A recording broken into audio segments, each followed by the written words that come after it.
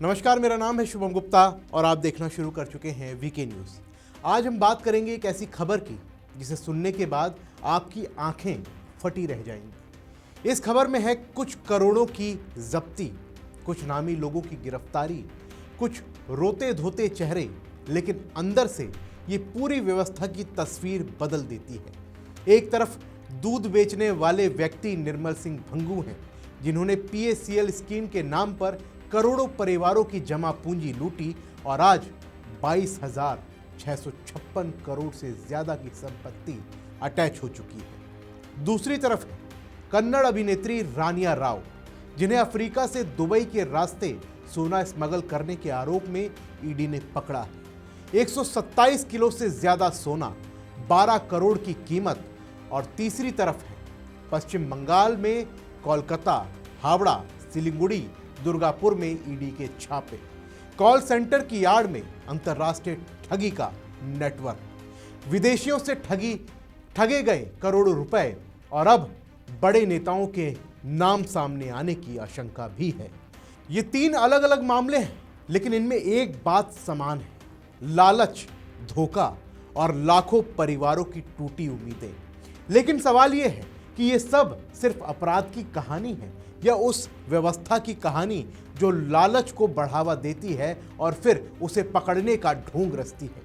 चलिए इस खबर को गहराई से समझते हैं, क्योंकि ये खबर सिर्फ पैसे की नहीं, ये विश्वास की, न्याय की और उन परिवारों की है जो आज भी इंतजार में हैं कि उनका पैसा आएगा या फिर नहीं।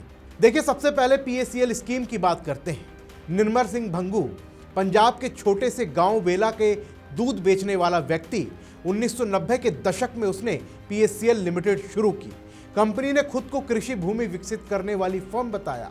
लोग छोटी छोटी किस्तों में या कैश में पैसे देते थे। बदले में कृषि जमीन का प्लॉट मिलने का वादा किया गया, लेकिन जमीन के पुख्ता कागज, सेल डीड कुछ नहीं दिया गया। सिर्फ एक साधारण रसीद थमा दी गई।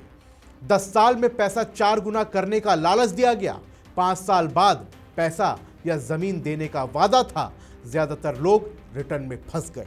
शुरुआत में कुछ लोगों को रिटर्न मिला, भरोसा बढ़ा, फिर नए निवेशकों के पैसे से पुराने को भुगतान किया गया। ग्रामीण इलाकों, छोटे शहरों में घूम घूम कर लोगों को लुभाया गया। Seminar, cricket team sponsorship, Brett Lee brand ambassador थे, सब भरोसा बढ़ाने के लिए किया गया।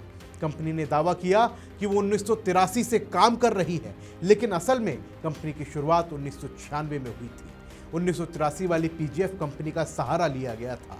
कुल 55,000 करोड़ से ज्यादा जुटाए गए और 48,000 करोड़ निवेशकों को नहीं लौटाए। 5 करोड़ 5 लाख लोग इससे प्रभावित हुए। ज्यादातर गांव और मिडिल क्लास के थे। सुप्रीम कोर्ट ने 2013 में कहा था कि ये सीआईएस स्कीम है, सेबी को अधिकार है, जिसके बाद सेबी ने इसे बंद करने का और पैसे लौटाने का आदेश दिया, लेकिन कंपनी ने इसको नहीं माना। 2014 में ईडी ने जांच शुरू की।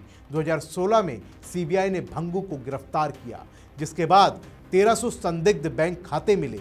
80 करोड़ की संपत्ति अटैच की गई। 18 करोड़ कोर्ट में जमा किए गए। अब 20-21 मार्च को ईडी ने 22,656 करोड़ से ज्यादा की संपत्ति अटैच की है और ये ईडी इतिहास की सबसे बड़ी कार्रवाई है। अब दूसरा मामला भी देखिए, कन्नड़ अभिनेत्री रानिया राव। ईडी की चार्जशीट कहती है कि अफ्रीका से दुबई के रास्ते सोना स्मगलिंग का नेटवर्क था। रानिया और तरुण राजू ने वीरा डायमंड ट्रेडिंग एलएलसी बनाई। युगांडा, केन्या, तंजानिया से सप्लाई की जाती थी और इसकी शुरुआत 5 किलो सोने से हुई, जिसके बाद 50 किलो सोने का कॉन्ट्रैक्ट दिया गया, जिसके लिए $25,000 और फिर $10,000 2 बार एडवांस भी दिए गए, लेकिन सोना नहीं मिला। तरुण राजू जनवरी 2024 को कंपाला गए। रिफाइनरी में सोना दिखाया गया, लेकिन फिर पैसे मांगे। रानिया दुबई से कैश भेज रही थी। मार्च 2024 से मार्च 2025 तक रानिया ने 15 बार दुबई से भारत की यात्रा की। 127 किलो से ज्यादा सोना स्मगल किया, जिसकी कीमत 12 करोड़ थी। ईडी अब इस नेटवर्क पर शिकंजा कस रही है। और अब तीसरा मामला भी देखिए। पश्चिम बंगाल में ईडी के छापे पड़े। कलकत्ता, हावड़ा, सिलीगुड़ी, दुर्गापुर में 16 ठिकानों पर छापेमारी हुई। टेनसोलिस इंफॉर्मेटिक्स लिमिटेड और उससे जुड़ी कंपनियों पर यहां कॉल सेंटर की आड़ में विदेशियों से ठगी का काम हो रहा था। पैसे बैंक खातों में आता था, मनी लॉन्ड्रिंग की जाती थी, जिसका इस्तेमाल चुनाव में होने का संकेत है। बड़े नेताओं के नाम सामने आ सकते हैं। ये 3 मामले अलग अलग लगते हैं, लेकिन इनमें एक बात समान है, लालच और धोखे का नेटवर्क। पीएसीएल में 5 करोड़ 5 लाख लोग फंसे, जो ज्यादातर गरीब और मिडिल क्लास के थे। रानिया राव के मामले में अंतर्राष्ट्रीय स्मगलिंग हुई, अफ्रीका से दुबई, दुबई से भारत, बंगाल में ठगी का नेटवर्क, विदेशी पैसे चुनाव में इस्तेमाल, ये सब दिखाता है कि लालच कितना गहरा है। ईडी की कार्रवाई सख्त हो रही है। 22,656 करोड़ अटैच हुए हैं, जो इतिहास की सबसे बड़ी कार्रवाई है। लेकिन सवाल यह है कि क्या ये कार्रवाई समय पर हुई? पीएसीएल 1996 से चल रही थी। इतने साल ये फर्जीवाड़ा क्यों नहीं पकड़ा गया?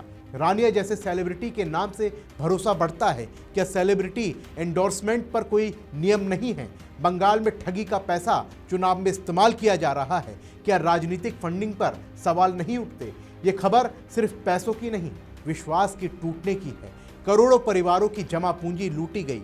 लोग आज भी इंतजार में हैं। ईडी की कार्रवाई सराहनीय है, लेकिन क्या ये पर्याप्त है? क्या ऐसे घोटालों को रोकने के लिए सिस्टम में बदलाव होगा, या फिर हर बार एक बड़ा घोटाला सामने आएगा, कुछ संपत्ति अटैच होगी और फिर सन्नाटा छा जाएगा? कुल मिलाकर ये 3 मामले बताते हैं कि लालच और धोखा कितना संगठित हो सकता है।